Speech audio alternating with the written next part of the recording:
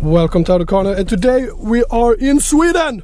And if you are in Sweden, you have to drive a Swedish car. And today we're driving the brand new, awesomest Swedish car this year, which is the new Volvo V90.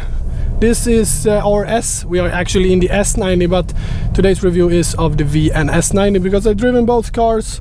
And the car that I'm filming is the S90. This is the replacement for the old V70 and the S80. Well awaited. Volvo V70 is the most sold car ever in Sweden, at least. And when you see it driving here, you will see a lot of Volvo V70. So this car is very important for Sweden. So the base price is 30,900 for the S90, which we are in, and 32,000 for the V90. When you buy it, so standard, you get standard equipment is actually very generous. You don't have to pay extra, for example, for the bigger screen that you have to do, for example, in Mercedes A-Class, and that I really appreciate. It's the D3 engine that is standard. It's an engine with 150 horsepower and 400 Nm of torque, and it's not the car that most people will buy. The engine after that is the D4. D4 is a little bit more expensive.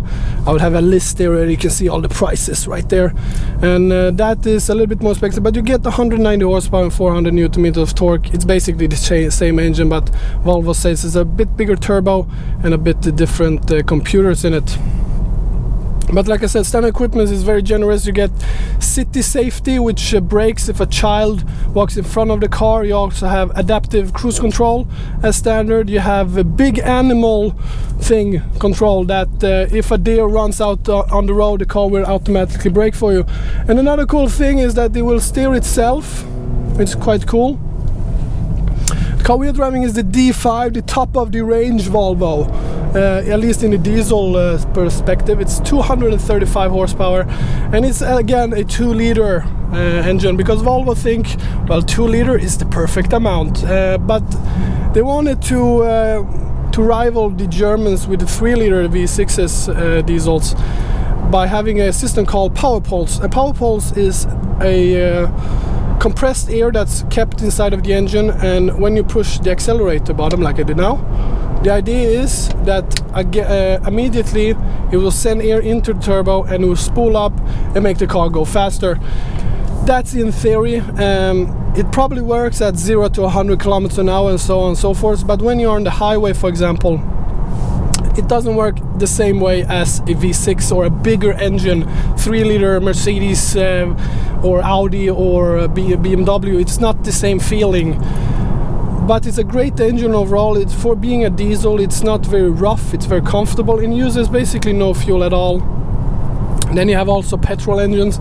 You have the T5 and T6, and then in the future we'll also have a hybrid car, which is the T8. Also standard, you do with the D3, which is the standard, you do get a manual gearbox. Then if you have the D3, if you want that with an automatic, then you have to buy the old 6-speed automatic gearbox.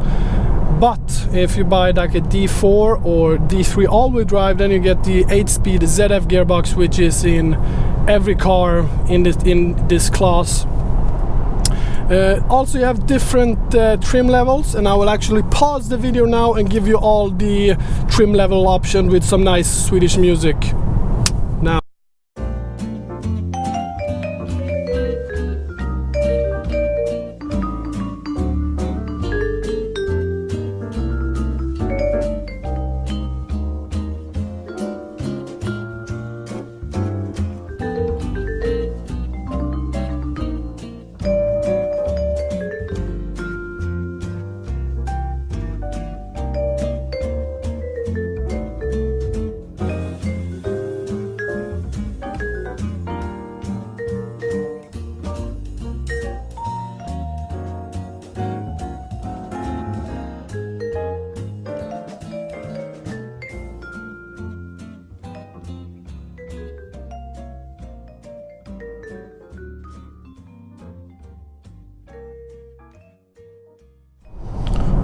And we are back. So the standard one is the business, and then after business you have something called momentum. The momentum is the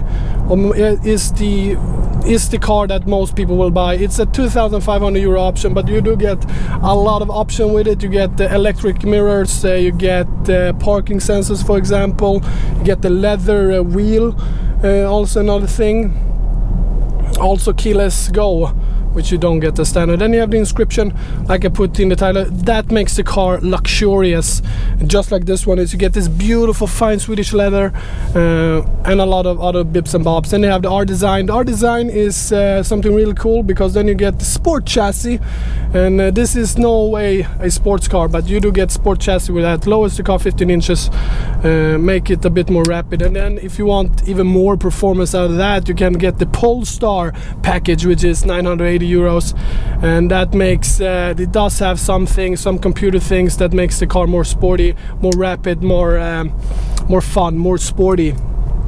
This car is definitely not a sports car. It's a GT car. It's a family car, and it's incredibly comfortable. It can basically steer itself, and that's also a standard equipment. When you're on the highway, for example, it will keep the distance between you, so you can legit take your hand wheels or your hands off the steering wheel and do whatever you want. You can masturbate if you want that. You can point things at people. You can do whatever you want for 15 seconds. Then the car will beep and tell you, put your hand back on the road. It's actually a great car to drive. Like I said, great standard equipment. You also get this beautiful touchscreen. Apple CarPlay is though a optional, but you get Spotify, you get Bluetooth, you get AUX, all of that good shit is standard.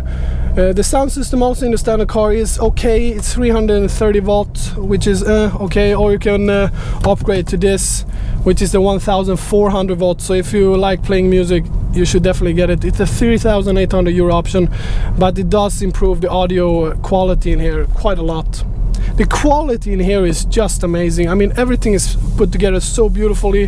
The touchscreen is actually, like I said, very responsive, quite easy to use. It's not as easy as the iDrive, for example. It's a bit easier to do to use than the Mercedes E-Class's new system. But this car has a weird sort of category. It's not as luxurious as a Mercedes E-Class. It doesn't have that luxury feeling like a E-Class has, but it does not have the sportiness of the BMW. It's sort of in between. It's sort of in the Audi A6 range. It's a great family car, and if you're thinking of buying one, if you're looking for a car that's comfortable, great on long journeys. It's a bit different, at least in other countries you don't see a lot of Volvos. Here you see them all the time. For example, we got a Volvo in front of us, we got a Volvo probably behind us, and then we got another Volvo driving there. Yeah, V70, another Volvo right there. Look at that beautiful V70. And then we probably have another Volvo up there. So there is a lot of Volvos. But overall, Volvo has done a great job with this car. One thing I don't like is that this does have leaf spring suspension in the back as standard, which I don't really get why Volvo did that.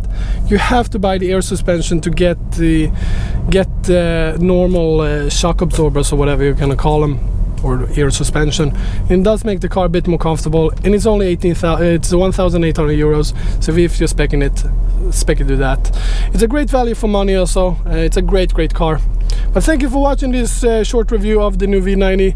I will have a poof video of this beautiful, magnificent car as well on my channel, and subscribe and like this video for more Volvo. Probably not, but other cars. Ooh, Dacia. Ooh, Volvo! Oh, listen to that!